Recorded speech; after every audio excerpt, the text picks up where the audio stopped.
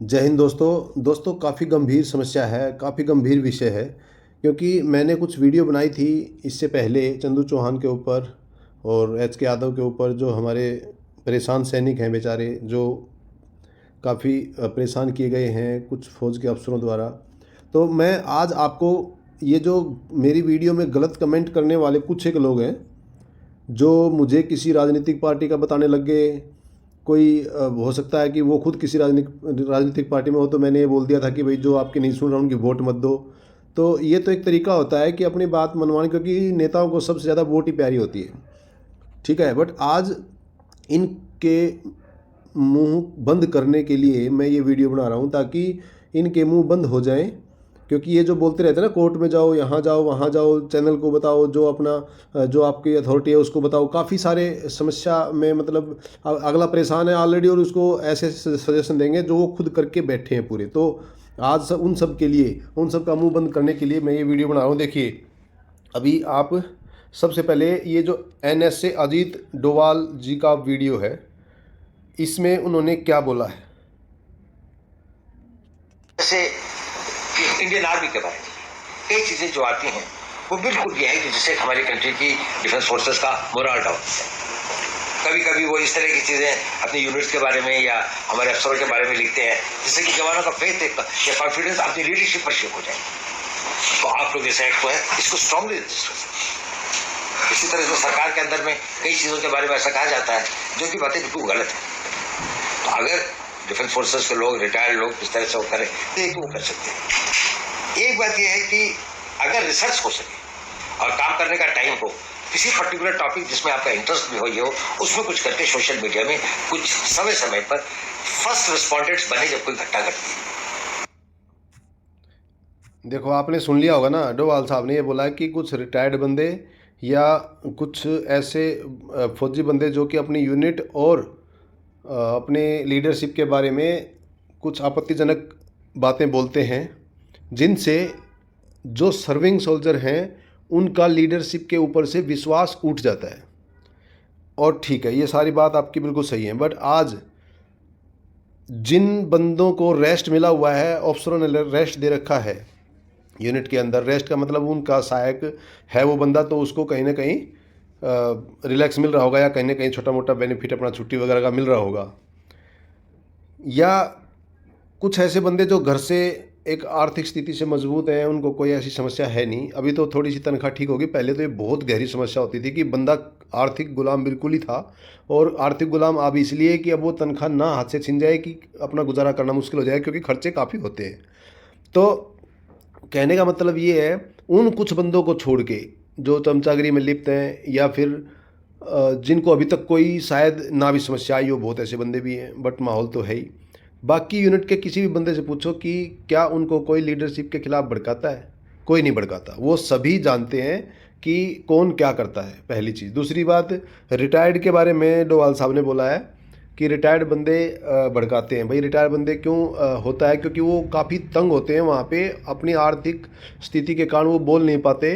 But वो आने के बाद कुछ एक बंदे भड़ास निकालते हैं, और कुछ बंदों को ने काफ़ी चीज़ें ऐसे गलत देखी होती हैं लीडरशिप के खिलाफ, मतलब जो ऑफिसर्स के खिलाफ या JCOs के खिलाफ या किसी भी के खिलाफ। मैं नहीं बोलता कि केवल ओनली फॉर अफसर नहीं, कुछ सेना के जवान भी तो बेकार हैं, जो चमचागिरी में लिप्त हैं, जो बिल्कुल एक अफसर का थोड़ा सपोर्ट मिल जाए तो अपने भाई को, मतलब साथी भाई को ही सज़ा दिलवा देते हैं, 2 मिनट लगाते हैं। ये कोई बड़ी बात नहीं है। चुगलीबाजी, ये वो सब छोटी बात का मतलब बतंगड़ बना के उसको फंसा देना, ये सब नॉर्मल बातें हैं फौज में। अब आप ये सोचो कि ये जो कमेंट किए इन लोगों ने मेरे खिलाफ कि भाई ऐसे ऐसे, मतलब ये भड़काते हैं, तो सोशल मीडिया पे बोलते हैं ऐसे ऐसे, ठीक है। अब उसका जो मुंह बंद कैसे होगा, मैं एक आपको कुछ ऐसी चीज़ दिखाऊंगा जिससे कि सबका मुंह बंद हो जाएगा और वो चू नहीं करेंगे उसके बाद। अगर वो करते रहें, फिर इसका मतलब आप ये मान लीजिए वो पक्का ही किसी ऐसे घटिया नेता के संपर्क में है जिसको ऐसे करना ही है, ठीक है। अब आप सुनिए। जैन साथियों, नमस्कार। मैं नाजिर सुरेंद्र सिंह। आप सभी अच्छे से जानते हैं, पाकिस्तान के साथ मिले हुए गद्दार अधिकारी कर्नल अमित बिष्ट से मैं पिछले लंबे समय से संघर्ष कर रहा हूं, उस पर कानूनी कार्रवाई करवाने के लिए। इस कार्रवाई में मैंने क्या क्या किया है उसकी आपको सारी जानकारी देना चाहता हूं। जैसा कि मैं आपको बताया कि पिछले 8 साल से मैंने हजारों लेटर माननीय थल सेनाध्यक्ष और अदर अथॉरिटियों के पास भेजे हैं। तो इसमें जब कोई कार्रवाई नहीं हुई थी तो मैंने माननीय रक्षा मंत्री राजनाथ सिंह जी के ऑफिस में दिल्ली में डिफेंस मंत्रालय में कॉल किया था। और वहां पर जब मैंने कॉल किया तो वहां किसी अधिकारी ने कॉल उठाया था और उनसे मैंने बताया कि ऐसे ऐसे देश के गद्दार से मैं फाइट कर रहा हूं और वो लाइन ऑफ कंट्रोल पर दुश्मन देश से सौदाबाजी करके मिलिटेंटों की घुसपैठ करवा रहा है। तो उनको बताया कि आप इस पर कार्रवाई कर ले, मैंने बहुत भेजा है। और फिर मैंने उनको यह भी कहा था कि अगर मंत्रालय कार्रवाई नहीं कर रहा तो मैं सोशल मीडिया पर जाने के लिए मजबूर हूं। तो उस अधिकारी ने, डिफेंस मिनिस्ट्री साहब के ऑफिस में बैठे अधिकारी ने मुझे कहा कि सोशल मीडिया बेस्ट ऑप्शन है, आप जा सकते हो। आपको अब आप बोलोगे कि ये साहब झूठ बोल रहा होगा, ठीक है ना। अभी देखना आगे, अभी और मुंह बंद करूंगा मैं। सरेआम एक जेसीओ राष्ट्रपति रैंक बोलते हैं जिसको, जो स्टार राष्ट्रपति रैंक कहलाता है, वो मतलब आप ये मान लो कि गैजेटेड अफसर की श्रेणी में आ जाता है ये, ठीक है।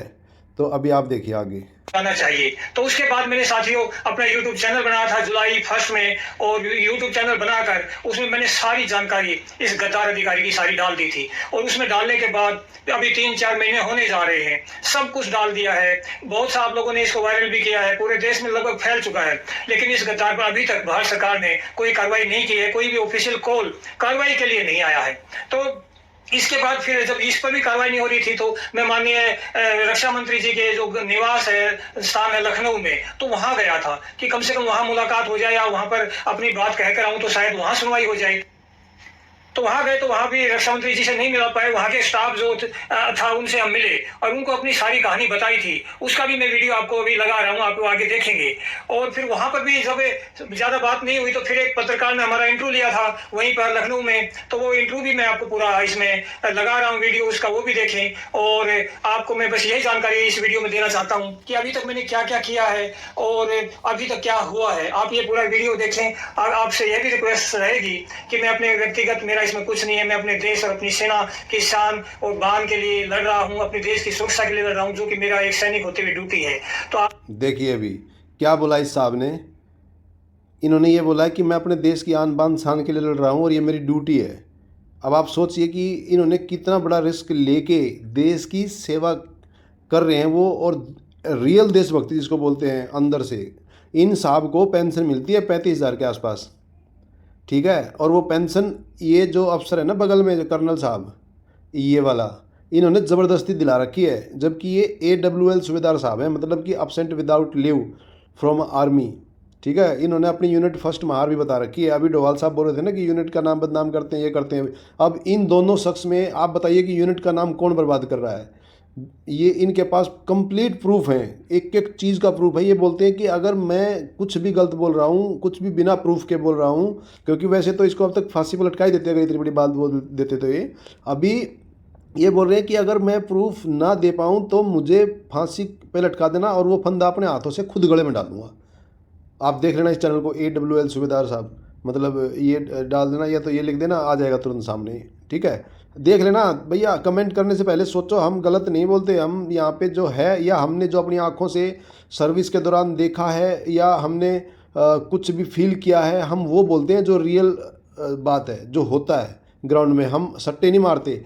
हम अपनी देश की सेना को बहुत ज़्यादा प्रेम करते हैं और हम भी सैनिक ही थे, हम भी सेना ही थे। जब सैनिक, हम जो सेना क्या है, जितने सैनिक हमसे मिलकर बनती है तो वो हम ही हैं सेना। हम अपने आप की बदनामी करेंगे क्या सोशल मीडिया के ऊपर? बट हमारे अंदर अगर कोई बीमारी आ जाए तो उसका इलाज करना तो हमारा ही फ़र्ज़ है ना। ये साहब क्या कर रहे हैं, वो इलाज कर रहे हैं, क्योंकि ये वायरस जैसे कुछ अफसर जो घुस चुके हैं उनका इलाज करना ज़रूरी है। अगर उस सेना को एक्चुअली भारतीय सेना रखना है तो, अगर आपको उसको पाकिस्तान आर्मी बनाना है या अपने उसको बिल्कुल घटिया टाइप की सेना बनाना है तो आपकी मर्जी है। सारे जनता की, सारे भाइयों की, सारे अफसर्स की, सारे वेटरन्स की, सारे नेताओं की, सबकी मर्जी है। अगर आप चाहते हो कि एक घटिया सेना बने हमारी एक, तो बिल्कुल ये ऐसी आवाज़ों को दबाते रहो ताकि ये बबल और पावरफुल हो जाए और फिर ऐसे फूटे कि किसी को काबू ना आए। फिर वो जैसे केदारनाथ पे वो आ गया था ना दुनिया भर की, फिर बाढ़ आ गई थी, फिर ऐसे आएगी, ठीक है। तो उससे पहले ही हम क्यों ना ठीक कर लें अपने देश की सेना को? क्या गलत है इसमें? अब आपने सुन लिया ना कि राजनाथ साहब जो है मंत्री, अपना रक्षा मंत्री, वो इतना बड़ा मंत्री है, मतलब आप जानते हो क्या उनका कद है इस देश के अंदर, और उनके ऑफिस से ये हालत है कि उनके खुद के कर्मचारी ये बोल रहे हैं कि तुम जाओ सोशल मीडिया पे, बताओ। और अभी आगे देखना ड्रामा, इसी वीडियो में दिखाता हूँ मैं आपको, अभी देखना, ये नहीं कि ये साहब बोल रहा है तो उन्होंने बोला ही नहीं होगा, अब देख लो। आप इसको पूरे वीडियो को सुने और ज्यादा से ज्यादा शेयर कर रक्षा मंत्री मोदी जी तक पहुंचाएं कि कहीं ना कहीं ऐसा मुझे डर लग रहा है कि जो स्टाफ है, जहां तक मैंने बातें रखी हैं, कहीं वो अपने लेवल पर इन बातों को तो नहीं दबा दिया है। ऐसे में मुमकिन तो नहीं मानता हूं डिफेंस मिनिस्टर जी को अगर देश के दुश्मन के ऐसे मिले हुए अधिकारी की रिपोर्ट को ये जेशू दे रहा है तो शायद उसने नहीं रखी होगी। फिर भी मैं ये मान रहा हूं कि आप सभी इस बात को सोचें और देखें वीडियो को पूरा, और ज्यादा से ज्यादा इसको शेयर करें, और ताकि मोदी जी इस वीडियो के माध्यम से इतनी बड़ी गंभीर समस्या के बारे में जानकारी हासिल कर लें। जी अजय सर, मैं अब ये जो बात हो रही है ये राजनाथ सिंह से नहीं हो रही है, ये राजनाथ सिंह जी के ऑफिस से हो रही है, ठीक है। ऑफिस में अब आप सोच लो कि राजनाथ साहब का ऑफिस है तो कितनी बड़ी पावर होगी उनकी, भाई राजनाथ के ऑफिस से बात हो रही है, और वो बंदे जो वहाँ पे बैठे हैं उनके लिए कुछ मायने नहीं रखती उन्होंने क्या बोल दिया, आप देख लीजिए। चंद्र सिंह बात कर रहा हूँ सर, मैं करनाल हरियाणा से बात कर रहा हूँ। हाँ बताइए। सर मेरा एक डिफेंस मिनिस्टर साहब के मेल आईडी पे मैंने कई बार कंप्लेंट भेजी है, एक गद्दार और करप्ट अधिकारी। रिटर्न में भेज दीजिए। सर मैं आपको एक बात बताना चाह रहा था कि मैं एक देश का गद्दार अधिकारी जो पाकिस्तानियों से घूस लेके घुसपैठ करवा रहा था, उसकी कंप्लेंट भेज रखी है और सर कार्रवाई नहीं हो रही है। सर मैं मजबूर मीडिया में जाना पड़ेगा सर मेरे को, प्लीज सर। आप जरूर जाओ मीडिया पे, अगर सुनवाई हो रही है ना तो आप बेस्ट ऑप्शन है मीडिया पे जाओ। ठीक है सर, ठीक है, thank you sir, thank you. अब बताइए अजीत डोभाल जी, अब मैं उन्हीं से क्वेश्चन करना चाहता हूँ, देश की जनता से और सारे उन कमेंटेटर जो कमेंट करते हैं ना नीचे, बड़े बहुत चाव से कमेंट करते हैं, उनको मौका मिल जाता है कोई मुद्दा मिल जाए बढ़िया घटिया कमेंट करने का।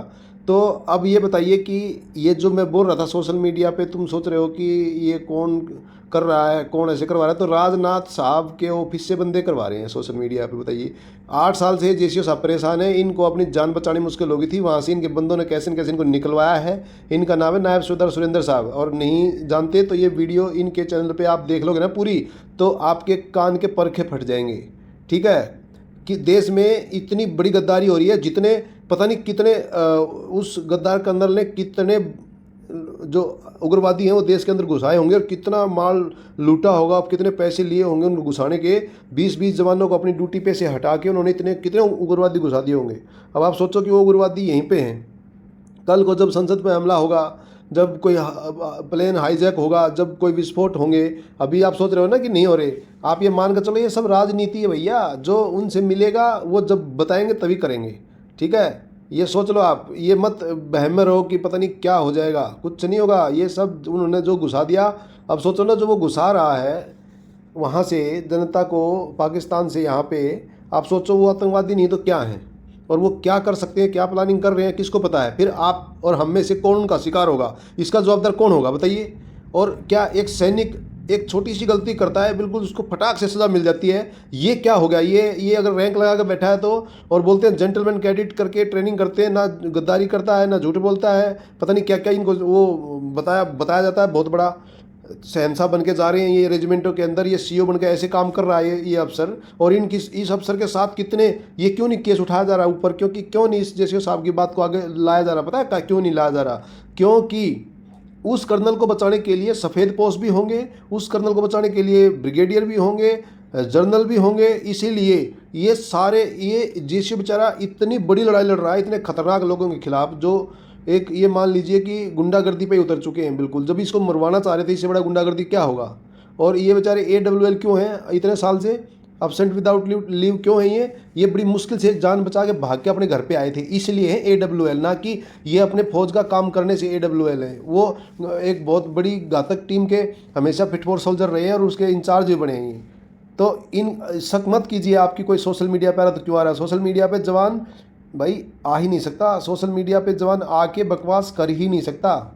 सोशल मीडिया पे जवान को आने के लिए रोंगटे खड़े हो जाते हैं कि मेरे साथ पता नहीं क्या हो जाएगा। जब आदमी वहाँ तक तैयार हो जाता है ना, वो क्या सिचुएशन होती होंगी ये सोचो आप। तो इसलिए गलत मत, आप लोग गुमराह मत हो। यहाँ पे हर एक जगह आदमी ही हैं, ठीक है।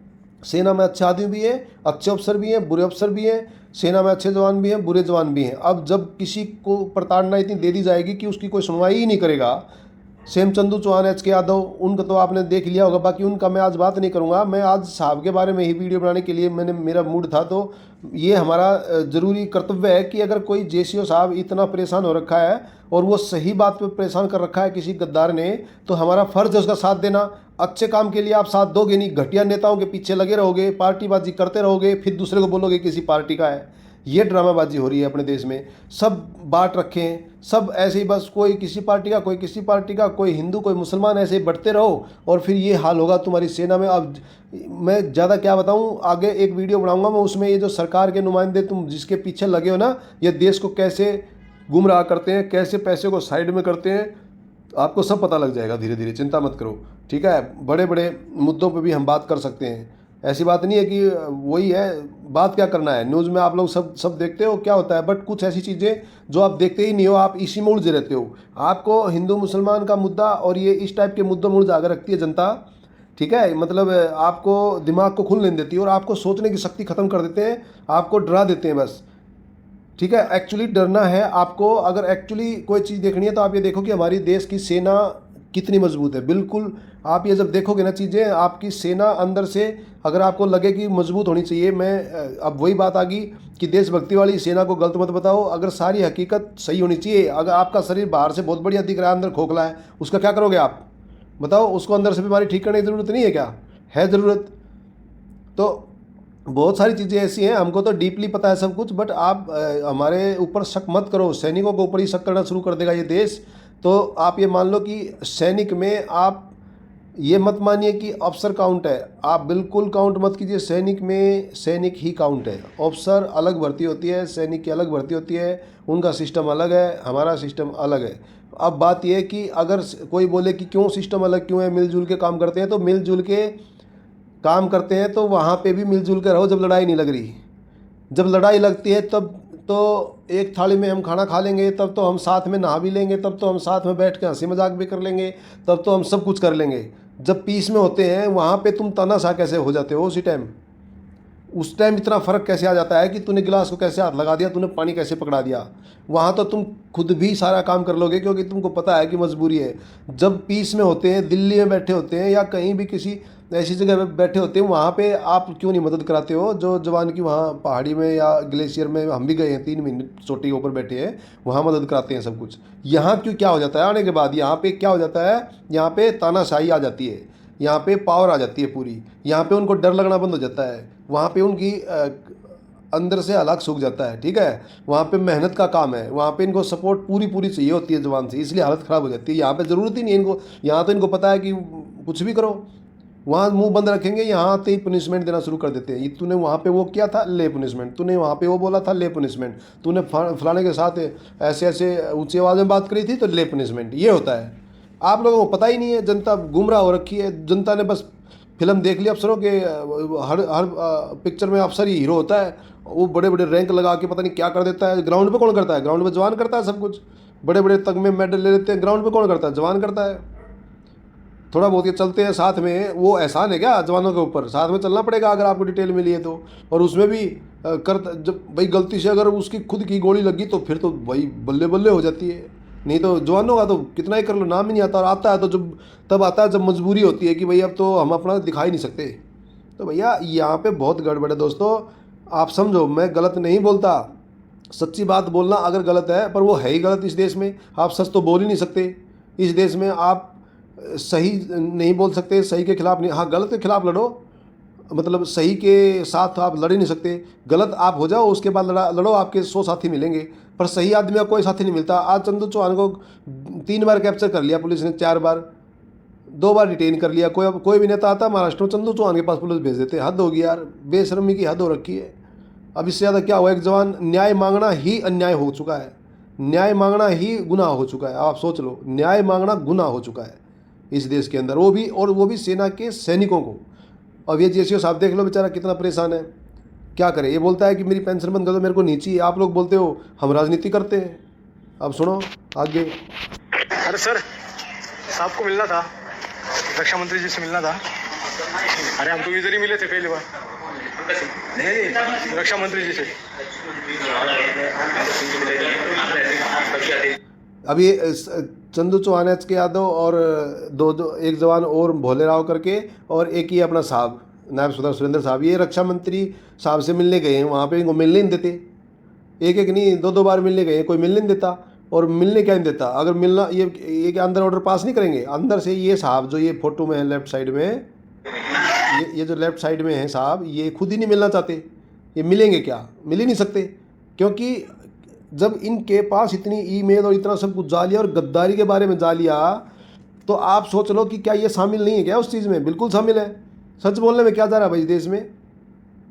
ये किम जोंग उनका देश थोड़ी हो चुका है कि यहाँ पे कोई बोलेगा तो उसको गोली मार दी जाएगी। अगर गोली मार दी जाएगी तो बहुत बढ़िया, फिर तो टेंशन ही खत्म है। एक बार में गोली मार दो, समस्या खत्म, अगला कम से कम इतना तंग तो नहीं होगा कोई।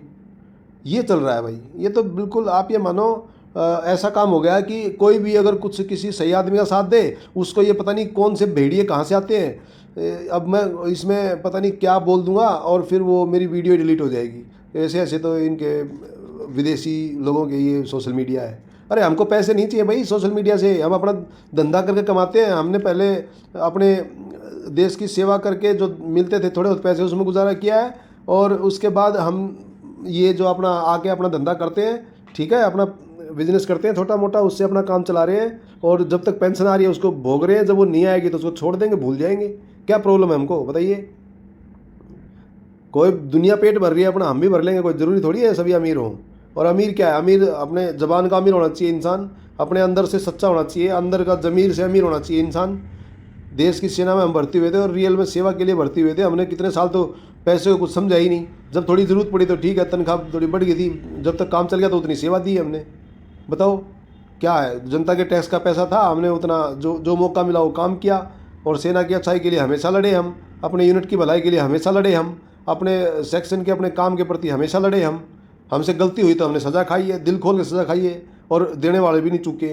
बहुत बढ़िया, क्योंकि और गलती भी क्या हुई है? गलती थी ही नहीं, वो बनाई गई गलती है। सरेआम हमारे साथ भी बनाई गई गलतियाँ हुई हैं, ऐसा कुछ थोड़ी कि नहीं हुई है, बहुत हर बार हुई है, हर बार हुई है भाई। ये एक्चुअली क्या है, जवानों का जो लॉबी है ना, ये ही इसमें ही मतलब मिक्सअप है ना जो। और जो चमचागिरी ये जो पॉलिटिक्स खेलते हैं ना, अकबर, वो जो सम्राट अकबर बोलते क्या था वो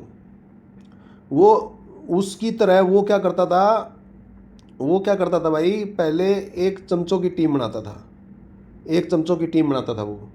फिर क्या करता था, वो जो चमचों की टीम होती थी, उस चमचों की टीम के ऊपर एक स्पेशल चमचों की टीम होती थी, उसको छोड़ता था। ये उस पॉलिसी को अपनाते हैं, आप समझो बात को। रेजिमेंट्स के अंदर वो उन जो चमचों के, देखो आप समझो कितनी लेयर हो गई है चमचों की। पहले तो नॉर्मल जो लोग मतलब कुछ गलती कर देते हैं या कुछ ऐसा हो जाता है भाई, आपस में जवान है, छोटी मोटी बात हो जाए, कोई खा पी ले, थोड़ी बहुत दारू दूर के पैग मार के छोटी मोटी कोई झगड़ाबाजी हो जाए, तो वो तो रिपोर्ट ऑटोमेटिकली आ जाती है। तो एक तो वो चैनल है ही प्रॉपर वाला जो सीनियरिटी बेस पे रिपोर्ट आती है, एक तो वो हो गया वहाँ भी ठग से। अच्छा, वहाँ पे दे देगा, ठीक है, सज़ा दे देगा, कोई दिक्कत नहीं, आ गया बंदा, सज़ा दो भाई। उसके बाद फिर उसके मेन चमचे जो ओपन होते हैं, कि ये रेजिमेंट में सबको पता होता है कि ये खास चमचे हैं सीओ के या किसी अफसर के। उसके बाद फिर एक ऐसी टीम जो किसी को पता नहीं होता, वो जो टीम होती है वो इन चमचों को ट्रैक करती है कि ये सही काम कर रहे कि नहीं कर रहे हैं। ये यहाँ तक की लेवल की राजनीति फौज के अंदर चलती है। आप ये बताओ कि क्या, चलो ठीक है, ये क्या ज़रूरत है? क्या ये जो चमचों को छोड़ गए बाकी जो जवान हैं सारे देशद्रोही हैं क्या? इनके ऊपर तुम चमचे लगा रखे हो। और जो ये चमचे हैं, ये चमचे कुछ नहीं करते, ये यूनिट के अंदर कोई काम नहीं करते, ये खाली यही काम करते हैं चमचागिरी का। और इनको कोई काम देते इसमें डरता है, क्योंकि इनको पता है ये फलाने का बंदा है, दकड़े का बंदा है। ये हालत है। और हम इस चीज़ को लायक ही नहीं करते थे। हम तो चला सबसे पहले वो उसी को देखते थे, भैया ये जो कर रहा है ना इस तरह के काम, पहले इसी को पकड़ो, इसी को फिट करो पहले। और फिर हिम्मत नहीं होती थी किसी की कि हमारे बारे में आगे बता दिया, और बताने के बाद उसकी हिम्मत नहीं होती थी जल्दी सी, जिसको बता दिया है मैं आऊँगा उधर ही। भाई बोलने में क्या जा रहा है? क्या जा रहा है सही बात बोलने में? आप सही बात बोलो, क्या प्रॉब्लम है सही बात बोलने में? दिल खोल के बोलो, सही बात बोलो, कोई प्रॉब्लम नहीं है, ठीक है। तो इसलिए ये मैं कमेंट वगैरह से मेरे कोई फ़र्क पड़ता नहीं है, पर मुझे अच्छा नहीं लगता कि हमारे देश में लोग कैसे कैसी सोच के लोग भरे हैं। क्या मतलब, अब मैं क्या बोलूँ उनको, ठीक है, क्योंकि कुछ नहीं बोलना ठीक है। अब वो भी हमारे देश के ही हैं। बस यही रिक्वेस्ट है कि भाई सुधर जाओ। कोई जवान अब इतना आसानी से सोशल मीडिया पर आकर किसी के बारे में नहीं बोलता है। वो तभी बोलता है जब उसको बिल्कुल लास्ट में कोई चारा नहीं मिलता है। अभी आप ये देख लो, कर्नल साहब को सच बोलने की ऐसी सज़ा, ये लेडीज़ कर्नल है, ये साहब अमित कुमार साहब, कर्नल अमित कुमार साहब, ये एडवोकेट भी है, मतलब ये लॉ भी जानते हैं, फिर भी ये हालत है कि इन मेजर साहब को इन कर्नल साहब को रोना पड़ा है।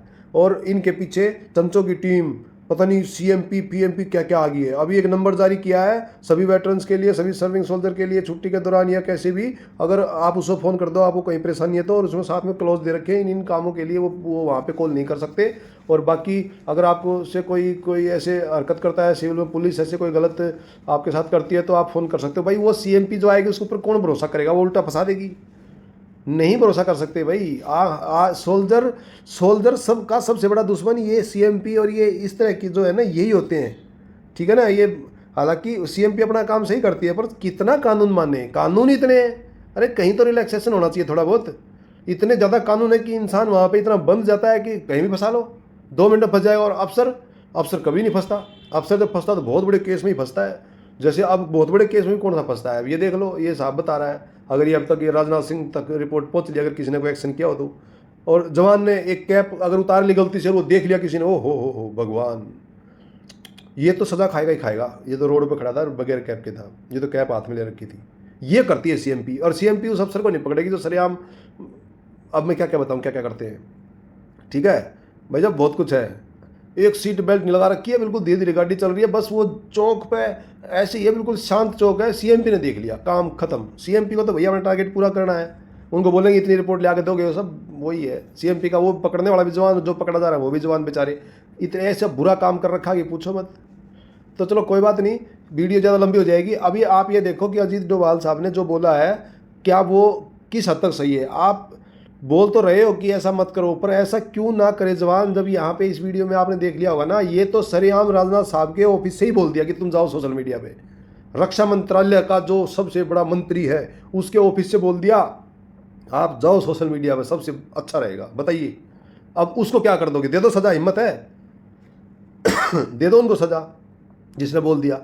और अभी आप देखो, अब ये रक्षा मंत्री के ही द्वार पर आगे भाई नहीं आ रहे सोशल मीडिया पे, फॉर एग्जाम्पल आप आकर बात कर लो, सब खत्म कर देंगे। ये YouTube चैनल क्या 1 मिनट में डिलीट हो जाएगा, सारा रिकॉर्ड खत्म हो जाएगा इसके ऊपर से। आप दो न्याय दो जवानों के न्याय दो, उनकी जांच करवाओ, जो बोल रहे हैं अच्छी तरह जांच करवाओ। कहीं वो वाली जांच मत करा देना कि उल्टा ही नहीं को फंसा दोगे, बस वो मत करा देना। रिक्वेस्ट आपसे है कि उल्टा ही नहीं को मत फंसा देना, सारे सबूत और लेकर गायब कर दोगे इनसे।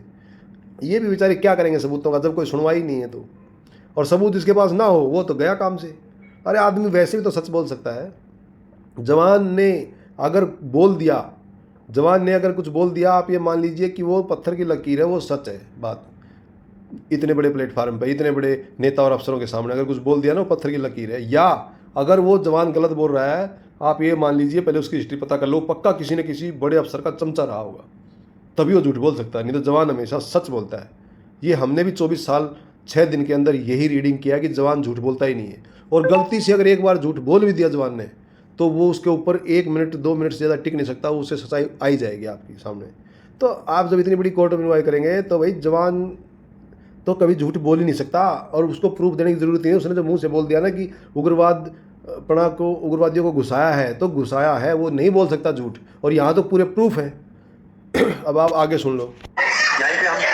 यहाँ पे हम मिले थे, हमारी रिक्वेस्ट को जा सकते हैं ना, और यहाँ पे उनको देंगे देख सारे जवान तो हमारी बात है, हमें सारे साथ घर आए तो गए थे, किसी ने नहीं दिया। ठीक है, आगे इनको बोलते हैं, यहाँ पे बता के आए सब गलती ठुकवा दो, हम ये कह रहे हैं। अब उसके बाद मैं थल सेना बैच डिफेंस मिनिस्टर PMO तक लिख चुका हूँ। आज मैं यहाँ खड़ा हूँ।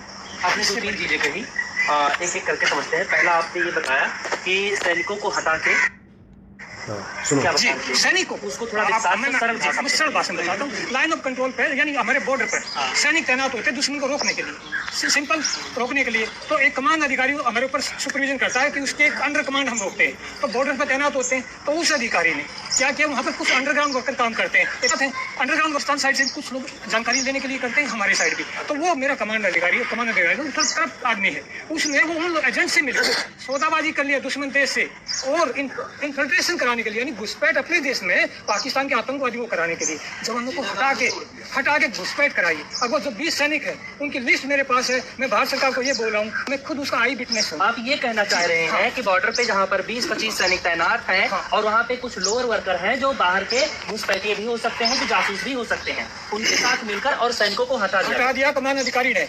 और वो अधिकारी अभी भी सेना में है, वो अभी भी सेना में है। और उसकी रिपोर्ट मैं हर दिन ऑफिशियली डिफेंस मिनिस्टर के official mail ID PMO office में भेज रहा हूँ, और थल सेनाध्यक्ष को हर रोज, और बाकी अथॉरिटी ईडी सीबीआई तक को भेज रहा हूँ। वो कमांडिंग ऑफिसर किसके इशारे पर सब कुछ कर रहा है। तो यहाँ पर संदिग्ध क्या हो रहा है, जब मैं उससे ऊपर वाले को बोला, जब उन्होंने मेरे को दबाने की कोशिश की, तो मुझे फिर आज मैं बोल रहा हूँ क्या पुलवामा, क्या उड़ी, उसलिए हुआ था, क्या ऊपर से ऑर्डर है ये चीज करने के।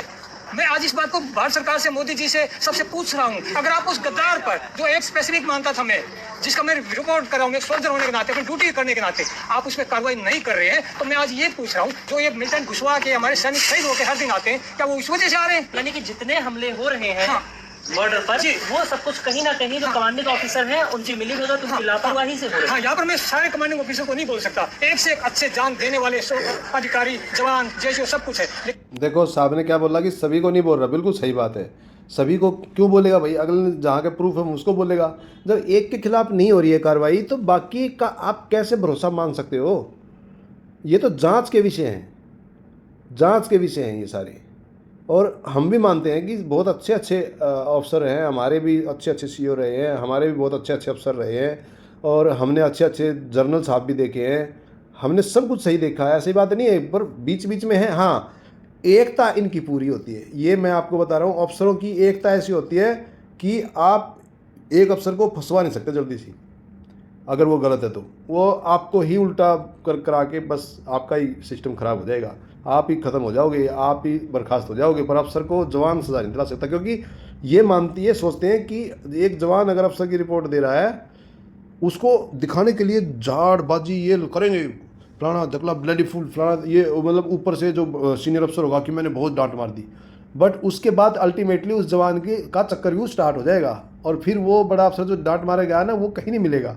फिर वो जो अफसर है अपनी पावर दिखाते हुए उसका वो हाल करता है कि बेटा तेरे को मैं बताता हूँ कि अफसरों के बीच में कैसे आते हैं। तो ये हालत है, और ये आप किसी भी जवान से पूछ सकते हो, सेना के किसी भी जवान से आप पूछ सकते हो। अब उसमें अफसरों की आपस में कोई निजी दुश्मनी हो तो ये बात बन सकती है, अदरवाइज अफसर की पूरी सपोर्ट करता है। हम जवान हैं तो हम जवान और जेसीओ जो हम अपनी क्यों नहीं सपोर्ट करेंगे भाई? हम वहाँ थे तब भी हमने सपोर्ट किया, आप हमारी हिस्ट्री पता कर सकते हो, कोई प्रॉब्लम नहीं है। हमने अपनी सपोर्ट, और हमारे साथ भी हमारे जवानों ने बहुत सपोर्ट किया हुआ है, और इतनी सपोर्ट की है वो भी सच्ची सपोर्ट, गलत नहीं, बिल्कुल सच्ची। ऐसा नहीं कि मैंने कोई बहुत बड़ी गलती कर दी और उसके बाद वो गलत सपोर्ट कर रहे हैं मेरी, नहीं, सही सपोर्ट। गलत के साथ तो जवान जाता ही नहीं है, उसको भी तो अपनी नौकरी प्यारी है, क्यों जाएगा वो? पर ये जाते हैं क्योंकि इनको पता है कि हम एक थाली के चट्टे बट्टे हैं और हमको ये करना पड़ेगा, वही हाल है। तो चलो ठीक है, अभी आप ये वीडियो देख के समझ गए होंगे कि बिल्कुल अच्छे कमेंट करेंगे अभी। और बस मैं ये जानता हूँ कि भाई जो गलत कमेंट करता है, मैं ये नहीं बोल रहा कि वो बुरा आदमी है, वो बहुत अच्छा आदमी हो सकता है, बट उसकी मजबूरी है, उसको पता नहीं है बेचारे को, इसलिए वो कुछ ही बोलता है। या फिर किसी ने उसका माइंड वॉश किया हुआ, किसी पार्टी बाजी में पड़ा हुआ, वो कोई बीजेपी, कांग्रेस, ये वो आगे दो भी पार्टियों नाम बाकी तो मेरे को याद नहीं रहते, क्योंकि हम है ही नहीं इस चक्कर में। बहुत आदमी को क्या मतलब है राजनीति से, ना वो जानता है, ना वो इधर कामयाब हो सकता, होने भी नहीं देते। मोदी के सामने एक जवान खड़ा हुआ था बीएसएफ का, वो जिन्होंने खाने की सुधरवाया था, फौज का खाना, उसी जवान ने सुधरवाया है। नहीं तो हमने चावल और कीड़े एक साथ देखते हुए, जितने चावल उतने ही कीड़े होते थे, हमने खाए हुए हैं, खाना उसने सुधरवाया है, ये बोलते हैं। और ये कोई एहसान थोड़ी कर रहे हैं, थोड़ा सा अगर ढंग का खाना आ गया फौजियों के लिए तो कोई एहसान नहीं कर रहा उनका। एक्चुअली खाने का जो स्टैंडर्ड है, वो जो अगर एज पर रूल देखा जाए तो जवान तो बहुत पावरफुल हो जाएंगे, इतना अच्छा खाना है। पर वो कहाँ मिल पाता उतना। अभी कुछ सुधार है, पर वो तेज बहादुर यादव बेचारा, उसका तो लड़का भी गुजर गया और उसको तो इन्होंने बिल्कुल बर्बाद कर दिया। और यही इनकी चाल होती है, ऐसे ही करते हैं। जो जवान मुंह खोलेगा उसके साथ यही होगा। अभी चंदू चौहान के साथ ऐसा ही हो रहा है, अभी साहब के साथ भी कुछ भी हो सकता है। इनकी वीडियो देख लेना आप, बेचारे क्या क्या बोलते हैं। उसके बाद HK यादव को तो इसकी CEO ने ही, जो अपसेटिंग CEO थी, उसने मारने के लिए घर पे बंदे भेजे थे, वीडियो भी है उसके पास, सब कुछ प्रूफ हैं। और ये कुछ एक जवानों का तो सोशल मीडिया पर आया, पता नहीं कितने ऐसे ही रो रहे हैं जवान। इसलिए तो चंदू चौहान बोलता है कि आंकड़ा दे दो सरकार, आंकड़ा दे दो सरकार। चलो थैंक यू, आप लोगों ने ये वीडियो यहाँ तक देखा। मैं समझता हूँ कि आप लोग हमारे साथ हो, और गलती से कुछ एक भटके हुए लोग हमारी वीडियो को देख लेते हैं तो उसको थोड़ा सा प्रॉब्लम हो जाती है उनको। तो आप सभी बस रिक्वेस्ट है, इन बेचारे तड़पाए हुए परेशान सोल्जर्स जितने भी हमारे JCO साहब, इनका साथ दो जितना हो सके। इनके चैनल्स पे, चंदू चौहान के चैनल पे आप लोग सपोर्ट करो। साथ में अगर कोई अपना फाइनेंशियल सपोर्ट छोटा मोटा इनको दे सकता है तो आप दे सकते हो इनको। मैं तो करता हूँ अपनी तरफ से छोटा मोटा जो होता है, खासकर चंदू चौहान को और ये जो 1-2 सैनिक और हैं। बाकी ये है कि अच्छे कमेंट दोगे, थोड़ा सा फ़र्क पड़ेगा। सेना के वेटरन्स जवान जो हैं, मैं अफसर्स को नहीं बोलूँगा, जवान JCO को रिक्वेस्ट करूँगा। अफसर रिटायर वाले भी तो वही हैं जो वहीं से आए हैं, पर थोड़ी सी रिस्पेक्ट हल्की सी इसलिए हो जाती है कि जो पुराने अफसर हैं वो थोड़ा सा सिद्धांतों पर चलते थे। उसका भी मैं बताऊँगा क्यों चलते थे। मैं एक वीडियो बनाऊँगा स्पेशली कि ये लगभग कब से शुरू हुआ है इतना अत्याचार, और किस वजह से शुरू हुआ है, पहले क्यों नहीं था, सारी चीज़ें बताऊँगा मैं। तो ये सब ये कि हम ऐसे जनरेशन है जो मिड वाली, मतलब ना तो नई है ना बहुत पुरानी है, तो हमको पहले वाला सीन और आज वाला सीन दोनों पता है, अच्छी तरह पता है दोनों। क्योंकि हम पुराने सीन में, जब पुराने सीन का एंड होने वाला था तब हम गए थे, और जो नया सेशन स्टार्ट हुआ उससे पहले हम कुछ दिन रह के हम आए, तो हमको सारा पता है। थैंक यू, जय हिंद, जय भारत।